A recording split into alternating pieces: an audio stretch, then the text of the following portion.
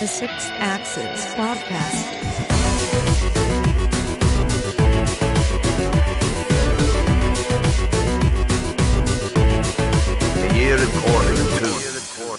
Hello and welcome to part of our The Year According To series of podcasts where we interview a mixture of people from the development side of gaming and kind of the general gaming community, and also from TSA. We are in the latter today, as I'm here talking to TSA's head honcho, in fact, Teflon. Say hello, Teflon. Hello. As usual, I am your host, Kris Lipscomb. And today we're going to be talking about Teflon's 2015. And just, like, how have you found 2015, Tef? What's it been like? Big changes. I'm going to assume that it was all right. Yeah? Yeah. Right. I think I probably said this last year, but I can't remember. But I generally don't have a particularly good memory of things that have happened. Like, my memory tends to hang up on the stupid things that happen, as opposed to like the actual important things that happen. But yeah, no, this has been fairly changeable because Peter sort of officially swanned off at the start of the year, and he's doing other things now. Yeah.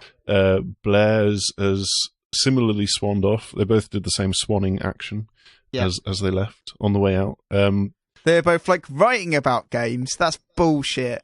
Go make some games. Well, in Blair's case particularly, he's actually like doing like coding and level design and all this stuff. So yeah, he's properly knee deep in making a video game. And he's like, "What do you think, guys?" And we're like, "We hate it, Blair. We hate this game." We constantly say that to him all of the time. Why did you leave TSA to make this? He's actually going to crack eventually. You do realise he is. We are actually genuinely. We are quite mean to Blair in Slack. No, we're not. We are a lot of the time. I'm mean to him, and Tough Cub's mean to him. Oh, that's just because but we're always mean to him like that. That would come under the term of banter, I believe. Just our standard level of meanness. That's just friendly bants. Yeah. As they say these days. As the kids say, it's bants. They do, apparently. I don't know why. Yeah, so with those two out of the picture, it's been me. I'm now in charge of TSA. I'm editor-in-chief or something. Yeah, something like that. That's what I hear. Yeah. Apparently. I sort of tell people what to do a bit more. Yeah. Maybe? You tell me what to do sometimes, and I'm like, yeah, whatever, Tef. Yeah, and then you don't do it. I'll do what I fucking want. Yeah, but it's I'm still not really sure what is different though. I guess you tell people what to do more. That's the main difference. So it used to be that Blair would he would do the schedule for each day. Yeah. And he would endlessly stress about it. Yeah. And then every once in a while he'd be like, right, I need to have a week where I'm not doing the schedule. For whatever reason, and because he was juggling like the early part of game development, and then and still doing TSA at the same time, and it was all like that transition period for him. And so every once in a while, it was just like I've got a milestone to hit. I need to have a week off doing this, and then it was me scheduling it, and I am much more laissez-faire with the schedule. I guess we wrote some stuff. Like, yeah, it's sort of like, it's just like, okay, what's actually here? Like, if there's an embargo, obviously we're going to try and hit the embargo as much as we possibly can. But like aside from that, I have a slightly hands-off approach with regards to letting people just like, get to the articles that they want to write as and when they want to write them. Right now, for example, Dave Irwin, who came in, he's actually had a relatively interesting year because he was writing for One Hit Pixel. Yeah. Was it still One Hit Pixel? What was it before? It was Media Kick, and then it became One Hit Pixel. One Hit Pixel, yeah. And obviously Davs has taken a sabbatical. Who was the former head of One Hit Pixel. And before that, he was formerly at TSA's, what was he, his news editor at that? No, he was doing stuff, just general stuff. Just general stuff, fair enough. But so Dave's come on board, and as we're recording this, is now a couple of weeks back. He had both Fallout 4 and Rise of the Tomb Raider on his plate to review at the same time. This is between like having a day job and stuff like this. So he managed to hit both of those embargoes, and then it's kind of been like, all right, Dave, you can just like take some time off, okay? Just like stop, maybe sleep a bit, breathe, and and now he's working on a new run through of Fallout 4 where he's doing it with Forrest Gump rules. Oh, he's insane! All the stuff he's doing with that. But that's half the fun of Fallout 4. Like, I struggle with RPGs in particular because they're very big games. And it requires such a lot of time and effort, and I can struggle to G myself up to play a big game like that. Yeah. And even small games, I can sometimes be like, I really don't feel like this. Yeah. I know. But for me, for the last year, a lot of my spare time has been like just hopping into Destiny for a little bit. Yeah. Because that is easy. And for other people, jumping in and just doing some quests in an RPG is easy. But whereas I saw, because I've sort of like drifted away from Destiny over the course of the year, whereas I would see like, oh, I can just kill time here. Where I look at an RPG, I'm thinking, oh, okay, this is going to be like 3 hours of solid questing where I want to get some story done. I want to see what's happening. I want to choose which person in my party that I want to romance, and then I need to look up a guide on how to romance them because I'm going to play this as if it's a Japanese visual novel where I have to collect people, and so I have a very different mentality in that regard. And like for Dave, like he can just probably, I'm assuming he is very capable of just hopping into this game and messing around, and he's creating a whole character, starting from the very beginning, seeing how far he can get and what he can do, playing in a completely different style to his first playthrough. And in this case, it's Forrest Gump. So be super nice to everyone and run everywhere and punch things. I think it's got no guns in his rule set. It's a bit strange. He's planning to do like a bunch of these with. We were listing off games the other week. He wanted like suggestions because he wanted a suggestion for the name. It was just like, well, Challenge Dave, of course. To which he was like, I think you and me, we were thinking, well, obviously it's going to be a spin-off from Challenge Annika. Yeah, he's going to do this. He's going to be in a boiler suit. It's going to be luridly colourful, and he might go around in a helicopter. Yeah, and run places. Yeah. But for him, he saw Challenge and Dave, the two TV channels. Yes, he did. It was very weird. I quite enjoyed that because I hadn't seen that. I completely hadn't spotted that. But he's right. Weirdly, but yeah, because he's got he wants to do a Pokemon run under the, I forget what it's called because that's got a really weird name, the Pokemon rules. But that's brutal. What does he have to do though? Oh, I can't. It's something that's just horrible. Is it just like he has to use a particular like type of Pokemon or something? It's something like that. We'll ask him about it. It's something horrible basically. But all of these are just are basically rule sets for RPGs that you adopt yourself and make it just brutally difficult. Yeah, it'd be like saying that you got to go through the entirety of Uncharted punching everyone.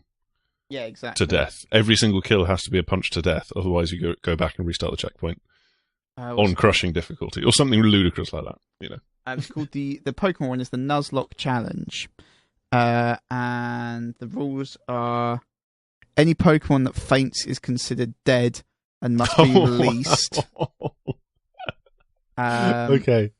No, I like that. That's basically Iron Man mode from X-Men. The player may only catch the first Pokemon encountered in each area and no others. If the first Pokemon faints or flees, there are no second chances. Wow. Okay. What else? You have to nickname all your Pokemon. Mm-hmm. Do you have to record yourself playing, and at every opportunity before you go into the menus, you have to call the nickname out of the Pokemon that you want to use? Oh, that'd be great. Yeah. It's sort of like, properly like embody the Pokemon Master mindset where you know them individually. And also, you're not allowed to trade any Pokemon, so you can only use Pokemon you've captured yourself. Okay, that's quite interesting. So, yeah, but it's just, like, horribly brutal. Mm. Particularly that first rule, like, if they're faint, they die. That's, oh, man. That's evil. That's some evil shit. I like that one. The thing is, they ought to. I feel that they ought to build that in because it is like not into the main game, but like yeah. I mean, it's sort of like a hard mode basically, or super hard mode. Yeah. Because from my point of view, it is like playing XCOM on Iron Man mode, where you don't. I can't remember if you've only got the most recent save or something. But you can't revive people, and like it's obviously on higher difficulty, and when they're dead, they're dead. That's it. You've got to get a new recruit in and stuff like that. I quite like that idea. Obviously, I'm not sadistic enough to actually play in Iron Man mode with XCOM, but I quite like the idea of it. So we've been talking about other people too much, but let's talk about you some more. And part of the year according to thing is people picking their top games. These aren't necessarily the best games. They're just games that you felt were particularly important or good or whatever this year. It's whatever criteria you feel like picking. So I believe your first game was Bloodborne. Yes. Ironically, considering what I just said about RPGs and big games. Yeah. It was Bloodborne was one of the first games that really where I was able to really step away from Destiny for any long period of time. And it's not being able to, but it's just like where I decided that I wanted to play something else. And this was an interesting one for me because it's the first time that I've played a Dark Souls style game. So I haven't played Demon Souls or Dark Souls 1 or 2. So I wasn't entirely sure what I was getting myself into when I started playing it. But I did have a bit of a head start because I can't remember if it was January or February, and I can't quite remember when Bloodborne came out, actually. I think it might have been the end of February or early March, something like that. But a few weeks before it came out, I went and I played it for about an hour at Sony. And so this was basically just like, here's a developer build or something like this, or here's the first area, and you've just got time. You can die lots of times, you can explore, you can see what's going on. And so I just basically butted my head up against a brick wall for about an hour playing the game. That is pretty much my experience of Bloodborne. It can be like that. But then it meant that when I did actually get the game, I knew what I was doing straight away, and so I had like a 45-minute head start, and so that sort of like broke down the initial barrier. Not the fear barrier, but just like the not wanting to be endlessly frustrated by this ridiculously hard game barrier. Yeah. And so I knew the routes, I knew the kind of enemies that I'd go up against, I understood the combat system as well, and I was able to make a lot more progress. I still haven't actually finished Bloodborne. This is that's for a different reason, but I really enjoyed the first. I think I got about 2/3 of the way through of just like exploring and like really getting into the combat system and because what makes it different from Dark Souls, to my understanding, is that you don't have a block, so it's all about dodging and counterattacking all the time, as opposed to you've got a shield in one hand, you take the hit, then you swipe with your own sword. And so I just really enjoyed going through the world and like starting to just like building up a system of what I wanted to do in order to get to a place. So it's instead of going through and it's like a shooter and it's like you go from A to B, checkpoint, B to C, checkpoint, you do still keep dying. And so if you B, or you don't go from A to B, you go from A to D, but along the way you have to learn what you need to do to get through B and C. But if you die, you go back to A all the time. And so everybody has to play it this way, but it's just like the learning process and developing new tactics and remembering what's around the corner and stuff like this. And one thing that was quite funny was that because it's got bits of co-op gameplay in there, and so I got a bit of a head start on people because firstly I was quicker through the first area, and also I think I got the game. I didn't review it, but I did get the game a couple of days before release.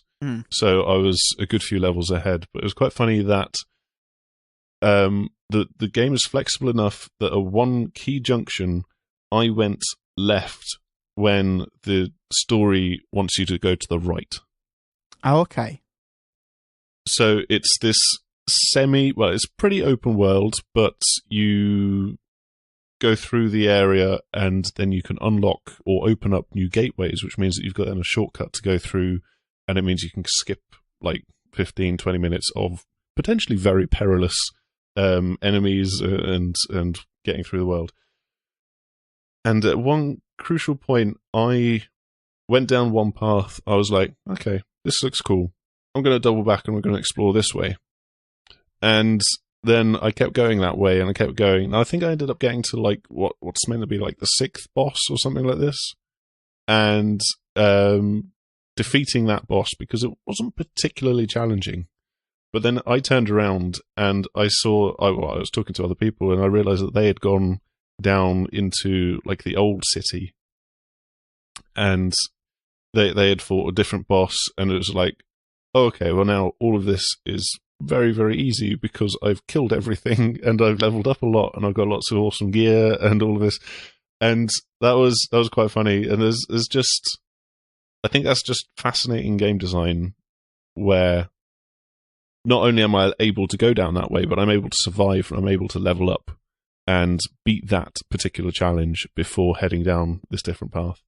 It's kind of nice that they've given you that the openness and kind of giving you real choices in the game.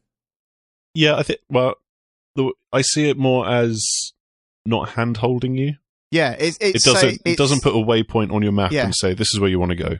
Yeah, in fact, that's one of the things that it's just confusing for new players, people who haven't played the kind of the Dark Souls or Demon Souls games previously. Yeah.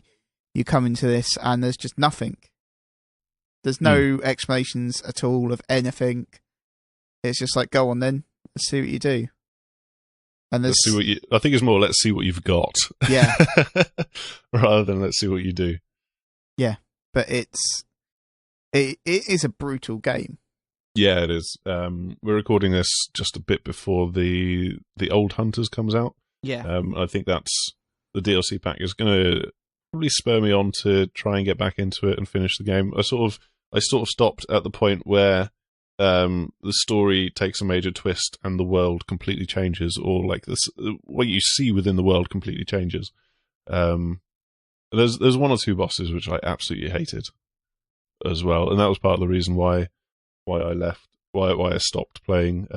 I spent far too long battling Rom, who's like this big, horrible, bloated thing. That's oh god, that boss was bloody annoying. It was glitchy as well, glitchy as hell, because like certain like ancillary enemies would like spawn in, and then if you did enough damage, then they wouldn't spawn in, or they'd spawn in somewhere else, or like the next wave would spawn in at the same time, and it's just like, oh, for God's sake. Which is that, because that game is so, like, in some ways, it's almost a rhythm game, because it's like you're just nailing the timing so perfectly as you play through it again and again and again and again.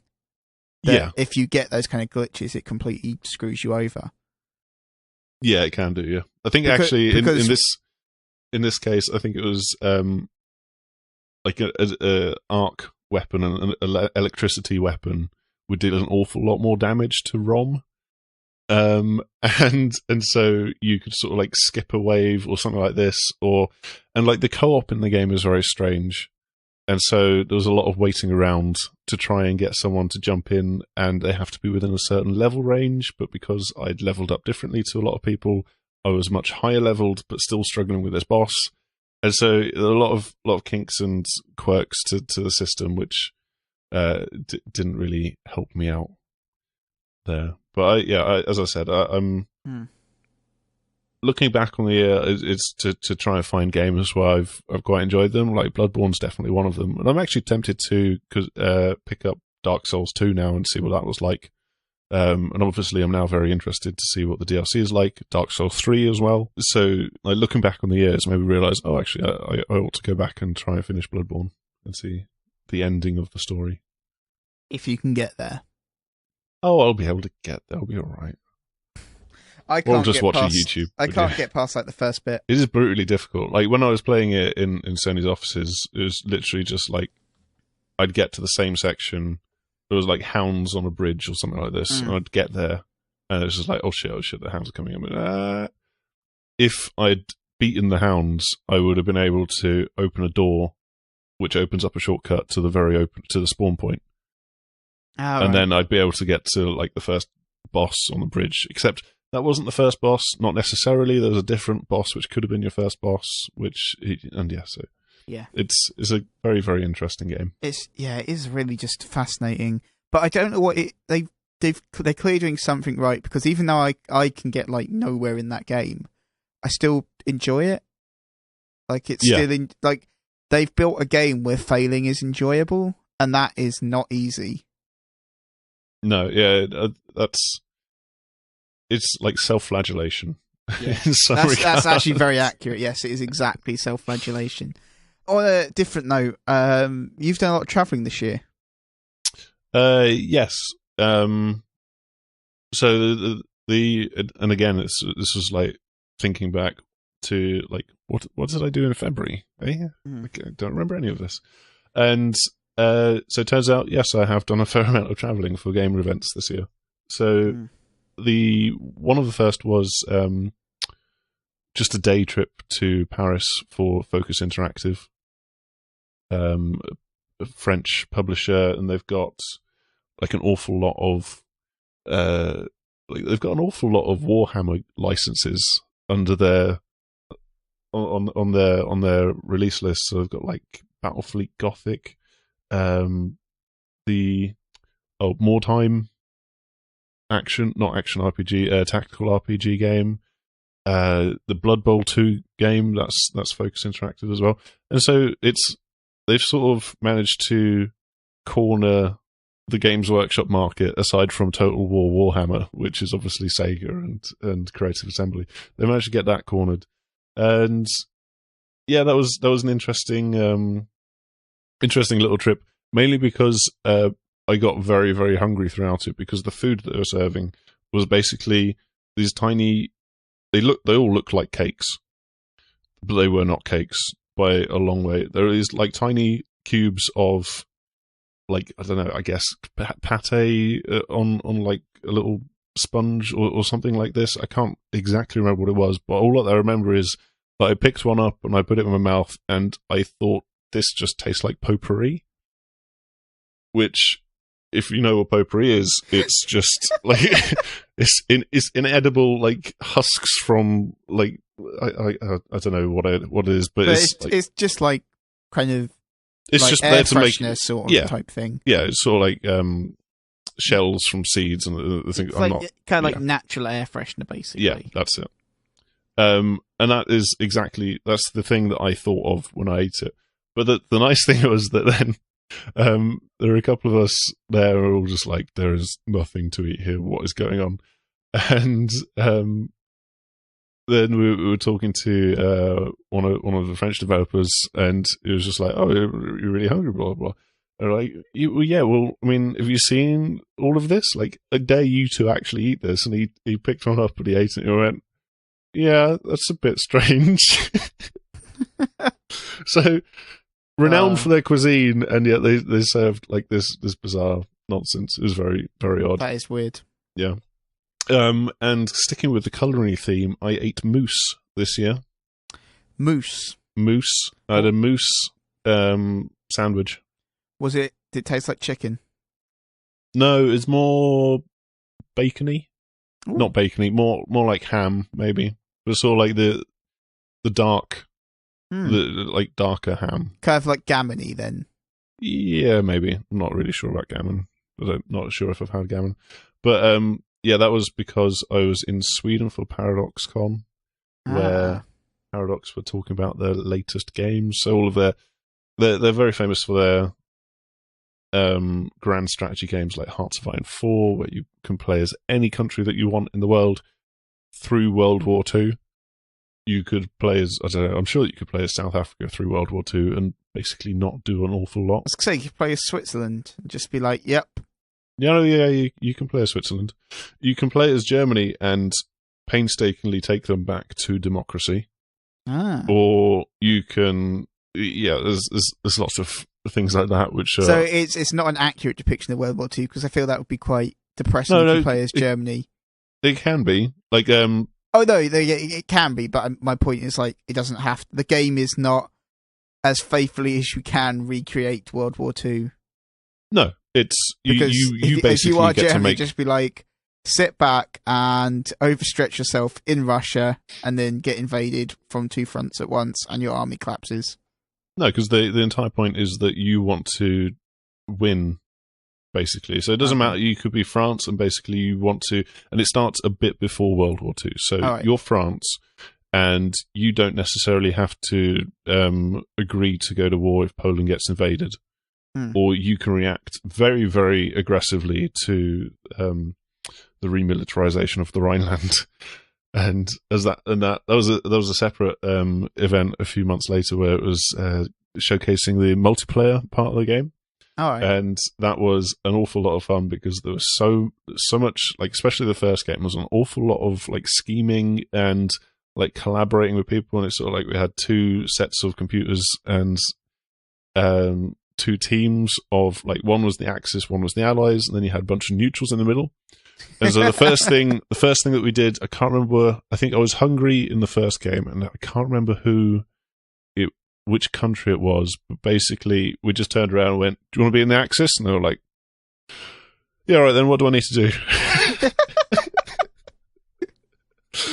And so just sort of like, I can't remember.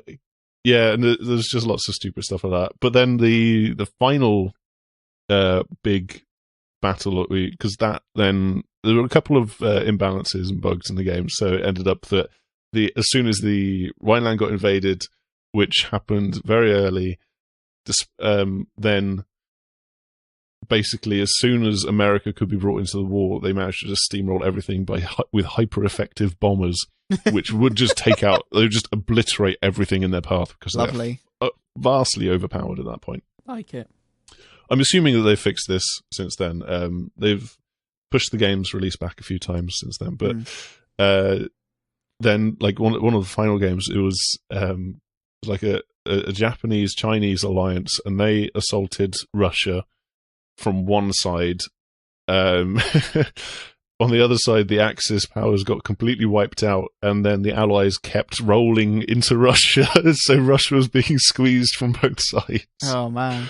And yeah, it was just ludicrous carnage, and it just shows like the flexibility of the system that they've built. It's very clever, but that's just one game in their catalog, and they're doing a lot to try and diversify. They also had City Skylines.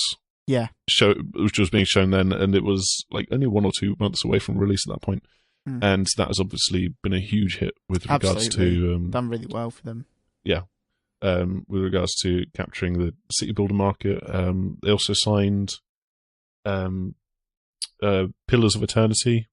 Oh yes, which was that kickstarted RPG, and then it was Paradox came on as the publisher, and they've been able to build that relationship with Obsidian. So yeah, I mean, Paradox have they've been making some interesting strides forward, and they're trying to diversify, and I think that's going to be fascinating to watch over the next few years, and to see how they continue to go about, like, signing smaller games and bringing them up while still balancing it with, the stuff that they are best known for. What other trips did I have? We didn't go to E3 this year. That one didn't. But we did Gamescom. I did go to Gamescom because that one's pretty easy for me to do. And yeah, what happened at Gamescom? The thing about all of these, the big shows, is that they are impossible to really keep track of what's happened. Yeah. So Gamescom, that was like 3 or 4 days in just going to the show, doing the show, getting completely wiped out, then going and drinking, then going to sleep for a bit, and then waking up and going to the show again. And that was yeah. I mean, it's just killer. I do remember that my schedule was ludicrously packed, but it did transpire that sort of like 3 games where I'd managed to schedule them so they were 1-hour slots back to back. They were meant to be 1-hour slots. That's exactly what I was told. And then they ended up being either a 15-minute video, or like 20 minutes of hands-on, and then it's just like, okay, thanks. Here's the link to the press assets, and there you go. You can go on your way. And so there's that bizarre mixture for me of having it depended on what it was that I saw, but like having something a lot shorter than something else. So I still felt busy, but I had nothing to actually do at that time. And so it's just, yeah, I don't know. It was very strange. And it was a bit annoying, to be honest, to just be like pulled around a little bit like that. But I mean, like Gamescom is just ridiculous. And following that, I was still writing up articles about a month later. And there might even be 1 or 2 things I didn't write up because it's just, I don't know. There's just so much that comes out of those shows that it becomes difficult. Well, especially because it's just me, and I think I managed to easily in excess of 30 games.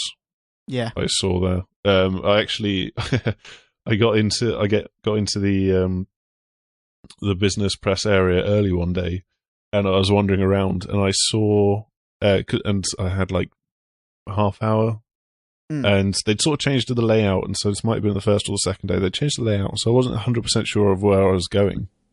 But then I saw the guys from Drinkbox Studios who did Guacamelee, and they're now doing Severed. Oh yeah. And so I hadn't talked to them prior to the show, but I'd seen them, and they were just setting up, and it was like really quite early. I was wandering around, cup of coffee. It's just like and I was like, well, I've got half hour. I'll just go and see them anyway. So I added extra stuff on top of what I was already doing. Maniac. Because I'm crazy. Yeah. Yeah. Then there was the very exotic Birmingham, of course. Oh, yeah. Classic. Eurogamer. But the nice thing about Birmingham is that I get to do nothing. Yeah. Because you were like, I'll just come up, it'll be fine. And you're just coming up basically to hang out with us. Pretty much. And play Rock Band. Well, that was just a nice aside. That was just a bit of a silly joke, basically. It was just like, well, what can we do if there are 4 of us in the same place? Yeah. Play Rock Band. Yeah. And that was actually quite nice too. It was quite nice to be able to get together, even if we should have actually definitely completely and utterly decided on what song. That was our major failing. It was, yeah. And then it was you that decided on Paramore, which, as you can tell from my voice, didn't really probably not really the best choice. Yeah. So no one was making the call. I had to go for it. You did eventually, yeah. But yeah, no, I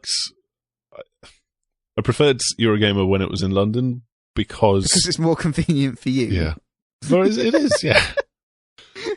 No, because I don't personally get anything out of it really, aside from going and visiting people and seeing people, and even for all of us lot, we're more London is more central or easier to get to slightly. I think Dom's closer to Birmingham than he is to London. He's further north, for one thing. And so for him, yes, Birmingham is easier. But me, you, Dave, there's so many other people that we didn't see this year. For Dave. I can't remember exactly where Dave is. It's kind of like Cambridgey area. No, is he? Okay. But I mean, for me and David, it doesn't make a huge amount of difference because we've got to go stay in a hotel anyway. Yeah. So it's like, well, I've got to go to either London or Birmingham to stay in a hotel. So it's just getting to that place is the only real difference. It's not a major thing. Yeah. Well, we should probably talk about your next game. We're running a little bit long. Do you think so? Yeah. All right then. So you also very enjoyed Life is Strange, I believe. I did, yes. This one was... I don't usually play episodic games. Yeah. Because I've got into the terrible habit of thinking to myself, oh, okay, right, it's 5 episodes. I'll just wait until they actually eventually come out because then I won't have to wait 3 months between episodes. Yeah, I get what you mean. But then once they're all out, then I look at it and then I'm like, oh, that's like 12 hours of game. Because it wasn't designed to be played as 12 hours of gameplay. And so I'm sort of stuck between the two in terms of what I want to do. But in the end, I think Dom reviewed the first episode of Life is Strange, but then he was on holiday when the second one came out. So I stepped up to the plate, and I'm glad I did because Life is Strange is a quite simply fantastic game. Like Don't Nod are getting very, very good at doing what their particular type of game, I think. And it's going to be interesting because they're doing like a thing with like a vampire who comes back from the First World War to his hometown or something like that. And it's going to be like an action RPG, and that's their next project. And they're working with Focus Interactive on that one. And that's a quite drastic shift from Remember Me, where it was all about like a combat and memory manipulation and stuff like that. Yeah, and then, that is quite a shift. Yeah, and then like Life is Strange, where it's an adventure game. It's a it's not, because it's not a point and click game anymore. It's not point and click adventure, and I think it's a graphic adventure. Yeah. So it's got more akin to a graphic novel, maybe in some ways. I guess that's where that name comes from. But and it also applies quite well for Life is Strange's art style, which is all very, very painterly. They've got the not cell shaded, but they've got it's quite nice how it's a game where the Max is a budding photographer, and so she's in photography classes, and there's lots of like stuff about taking photos and things like that deeply within the game and the world that you're exploring. But all of the photos aren't actual photos. They're all like really vague paintings. So the photos that you take don't look like photos, they look like paintings in the game. And it's a really nice effect.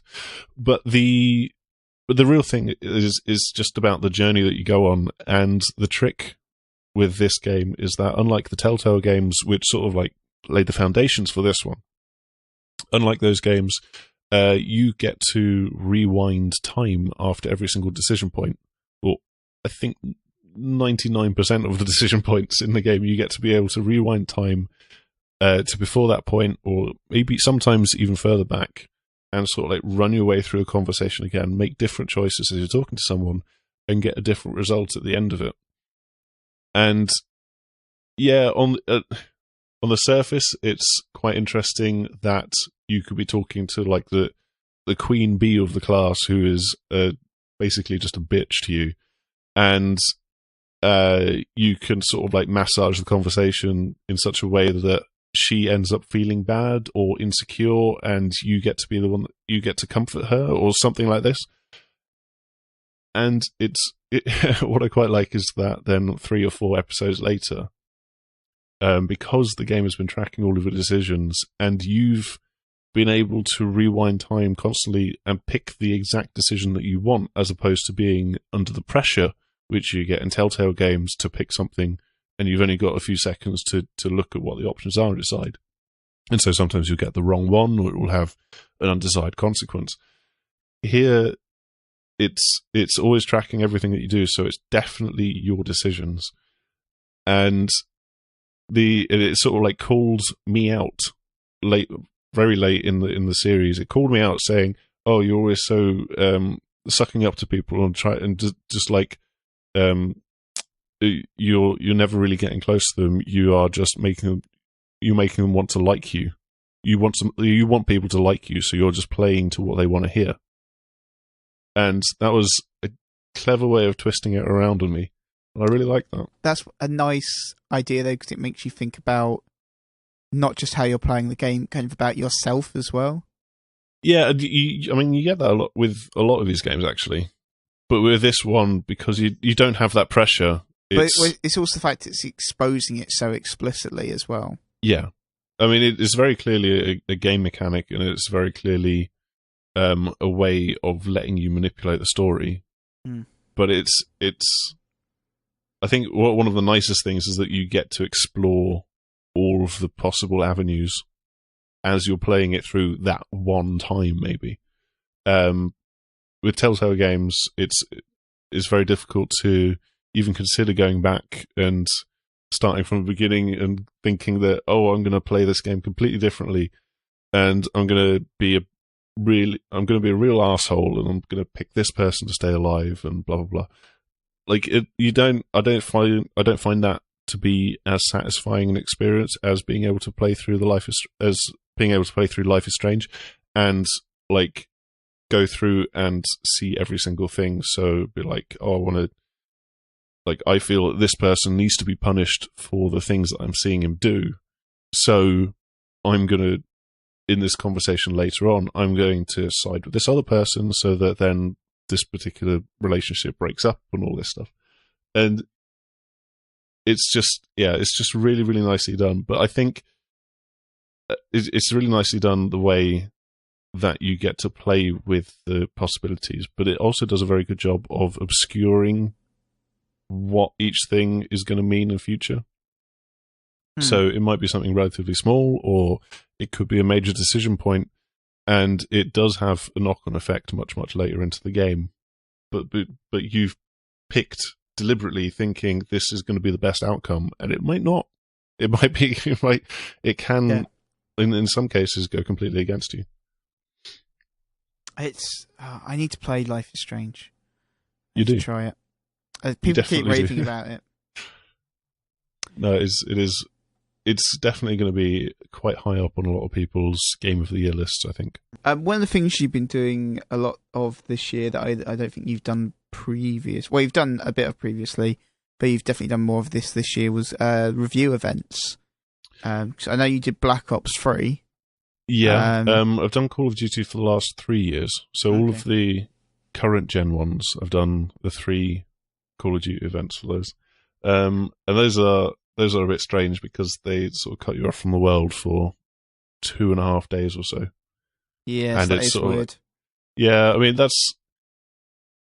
it's just the best way for them to hold the review events, especially with Black Ops 3, where I'd done Paris Games Week, and I'd been at Paris Games Week for like a day, basically. I went out for the Tuesday, which was when Sony had their press conference, stuck around for like the first half of the Wednesday, came back to London, then went straight into a hotel for Black Ops 3. So that didn't really stop that week. Yeah, that's not ideal. Yeah. But that's just the way that it ended up being. Yeah. But particularly for Black Ops 3, it had to be that everybody was in the same place because the campaign is all co-op, so you need people to be able to play co-op and stuff like this. Other events, maybe it's not quite as vital. I mean, with Metal Gear Solid 5, that was, I think that was basically a week where I was heading into the center for to like the basement of a hotel, which was under lock and key at other times, and I had access to a particular debug console, a copy of the game. And it's just like, okay, you've got like 4 days, just go and play it, whatever. Yeah. And that's a weird experience. Yeah, it was sort of like I felt a bit for the PR because he'd been stewarding this for like 3 or 4 weeks solid. So it's just like, this guy has not seen daylight. Aside from like the hour on the commute in and on the way home, he's not really seen daylight. Bless him. Yeah, that's not a good job. Yeah. But the worst thing about Metal Gear Solid 5, that particular event, was that this was all on debug consoles, and like I dropped, I can't actually quite remember, I think 30 to 40 hours into the game at that point, and I hadn't reached the end to the point where I'd feel comfortable like putting a score on it. Within the same time, other websites and magazines will have said, okay, at this point you've seen enough of the game to put a score. Others will have, I think 1 or 2 people did manage to crash all the way through to the end of the story, or like the false end of the story, and so they were able to review from that. In the end, we waited until we had retail code and I could actually get all the way through to the end with that code, because I wasn't able to keep those 30 to 40 hours. Yeah. Which is just annoying. It was horrible, but it did mean that I got to, when I started playing the game alongside all the people that had bought it, I was able to start gloating. Like, I was just like, tweet a screenshot saying, "Oh look, I've unlocked quiet now." Yeah. And, how long does that take me? 7 hours. Oh yeah, okay. That'll probably take most of you another 10 to get to the same point. But the thing with MGS5 as well is, like, you need to have finished the story in that game, because it is such a story-driven experience. Yeah, well, Metal Gear Solid 5, more than the previous Metal Gear Solid games, they really emphasized the gameplay more than anything else, because it is open world, and so there's lots of systems in play, and like there's an awful lot of side missions where you can just go off the beaten track and just do whatever you want. It's sure, I think it's got a lot of, yes, it does have a lot of the story, but it's broken up and split up in a different way to previous Metal Gear Solid games. Sure, but I kind of think that with those games in particular, Kojima's narrative vision is such like an inherent core element of it compared to almost any other game out there, because he has such a strong vision of what he's trying to create, even if what he's trying to create is completely insane. But, you kind of need to get through the story to just be like, to an extent, that's the only way I think you can really know whether you like the game or not. You can like the gameplay, certainly, but in those, as you say here, they're emphasizing the gameplay more, but his stories are still so absolutely off the wall that there's definitely a lot of, you need it. There's definitely a lot of Kojima-isms in the game. It's sort of, yeah, like no other developer would have had it where you have to ride in and out of every single mission on a helicopter. Yeah. And then you can paint that helicopter. Music. Yeah, you can customize that helicopter music so it's playing. I don't know. I literally cannot think of anything off the top of my head. But also, you can have my it favourite in gold. ones were just like wrestlers' theme songs playing as the helicopter came in. Nice, yeah. The thing that's so divisive about that game is that for like fans of the series, I don't think it did enough with the story. And certainly the final act of the story was terribly unsatisfying, because instead of having more bespoke missions, it had you repeating previous missions at higher difficulty, and it was like basically locking each cutscene behind the need to repeat stuff and pad out the game time. And it's just like I know why they did that, obviously. It's so that you're not just going from one cutscene to the next cutscene, which they'd painstakingly avoided for the first 2/3 of the game. But at the same time, it's like, okay, his 8 hours of game time maybe, when in reality it only actually needed to be 4, and there's only enough real new content for 4, and you've just done it so that you don't have back-to-back cutscenes. Yeah. And yeah, that was frustrating, and I think that was a real shame. And I think that Kojima and Konami have obviously like had their differences over the last year and a half, and chances are it's because Metal Gear Solid 5 has taken an awful lot longer than Konami wanted it to, and was costing a lot more than they wanted it to, and it wasn't getting much closer to release at the rate that they wanted it to. And so obviously corners had to be cut, and they had to rush to the end, and it is what it is. It's a bit unsatisfying, but at its heart, like the gameplay that was created and all of that, it's still fantastic. So yeah, I don't know. Metal Gear Solid 5 is just one of those games where it's tricky to judge it properly because it's caught between two sides. What are the review events? I think the only other real big review event was for Battlefield Hardline at the start of the year. And just that was like going to a bizarre warehouse, and they had just rows and rows and rows of console setup. I was just like, here's the multiplayer, play the multiplayer, have fun. I kind of like those ones a little bit when it's just quick and dirty, particularly for multiplayer, because you only need like an afternoon, just to kind of get a good sense of what the multiplayer is like. But when it's like here, play through the whole story for several days, that's just a surreal experience. Yeah, I mean, that was literally because it meant that we could get our hands on the game like 3, 4, 5, 6 weeks before it actually launched. Yeah. They don't have the gold code. They don't have the gold master at that point. No. They don't have the discs. Obviously, they are like Konami and like so many games, and Bethesda and EA and Activision. They're all so incredibly wary of letting spoilers get out. And so they do their very best to completely and utterly control the game until launch day, and they always fail. Like there were so many spoilers about Metal Gear Solid 5 that popped up before release, in like the week and a half before release, just because I don't know, one disc had got out there in like somewhere in the Middle East, and then that guy had like put the things up on Reddit or whatever, and it's just they can't control that. No, there's no way to. It's impossible. Right, what is your third and final game? So my last game is another very heavily story-driven game. This one's Everybody's Gone to the Rapture.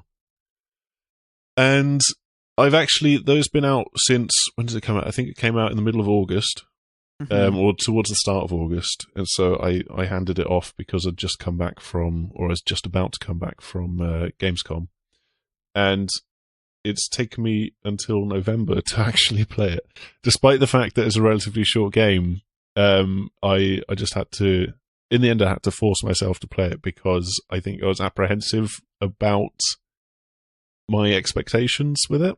I'd first played it back in like April at a digital showcase that Sony are holding, and I really, really loved what I saw there because it's in that genre of walking simulator, which people so often disparage, where it's very, very light on gameplay, but particularly heavy on letting you explore the environment and letting you explore the lives of others.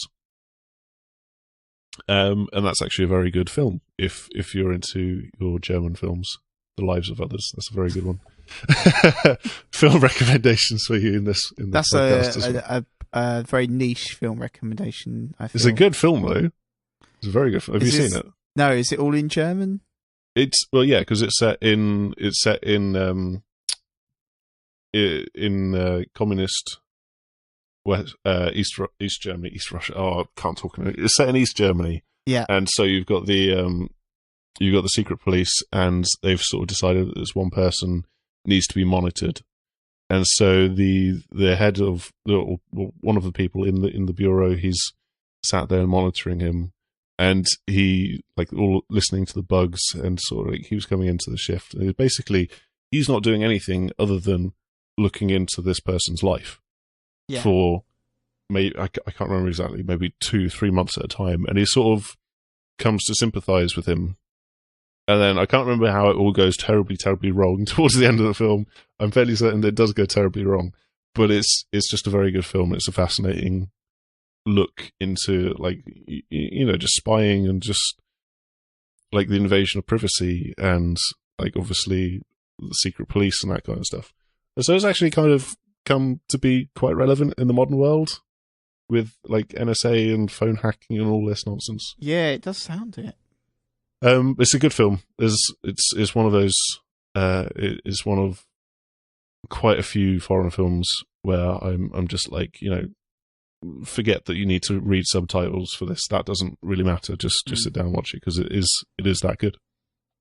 And Everybody's Gone to the Rapture does have similarities to that, because you're not an active person within these other people's lives. You're just there. You're watching them, and you're trying to piece together what's going on in their life as you wander around the Shropshire village of Yorton, and you see, like, the conflicts between the people as they are, because this is set after the apocalypse, or after the rapture, as is in the title, where all of the people have just completely disappeared, but they remain within the world as a sort of like little echoes, and there's this strange light which you follow around from one house to another, or from like the bridge to the beer garden of a pub, and it will draw you to key moments within the story where two people have interacted, two of the characters,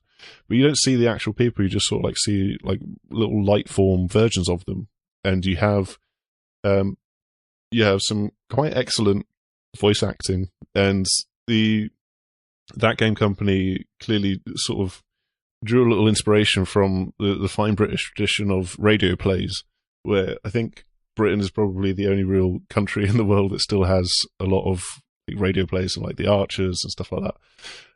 And they've got some very, very good characterization and some distinctive voices, so that though I'd occasionally forget some of the names, I still know who these people are, even though I can't see them, and I can pick out who they're talking about, and that is important, because you're not getting the story in a strictly linear fashion. You're getting you're going from one section of the town to another, following the journey that these people go on in their final hours and final days, and you can basically wander around this relatively smallish but still quite expansive feeling open areas, and you don't have to go from one place to another. You can ignore where the light is telling you to go to and wander off to this house over on the other side of the park or whatever. Wander in if it's one of the few houses which let you go inside, and just like encounter what happened here, and like see the crumbling of the humanity. Well, not necessarily the humanity, but the way that people react as their lives are slowly but surely crumbling around them, and they don't necessarily know what's going on. There's one or two people within the story who do have that agency, who do have a direct hand in everything that's happening with people disappearing, and, well, obviously, yeah, the end of the world as in some ways. And but I think it's just one of those games where it's difficult to recommend. You have to know specifically the kind of game that someone wants that people like before you recommend it. Yeah, it's an interesting conundrum. Yeah, you kind of have to. It's kind of a game you have to describe, I think, to someone and be like, "Does that sound like that interests you?" Rather than saying to someone, "Oh, I think you'd like this." Yeah, you can say, "I think you'd like this," but you have to be sure that the person is willing to go into it realizing that this is basically a purely narrative-driven experience. This is just the story. It's just the people.